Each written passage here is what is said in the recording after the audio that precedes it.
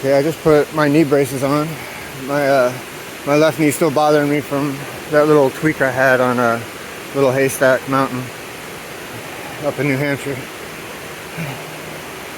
But I didn't have knee braces that day, which is really dumb of me, but I have them today, and it makes a world of difference. Not really knee braces, they're more like knee sleeves, the compression sleeves.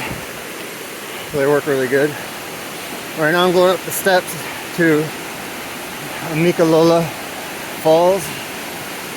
It's the tallest cascading waterfall east of the Mississippi.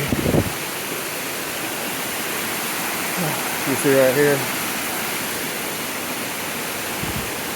Give you guys a little bit of a tour and a sneak up. We got people at the top,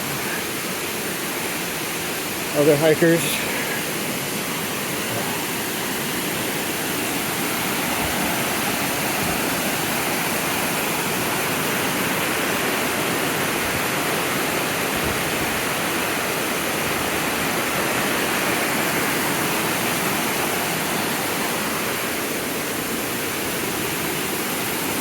Almost there.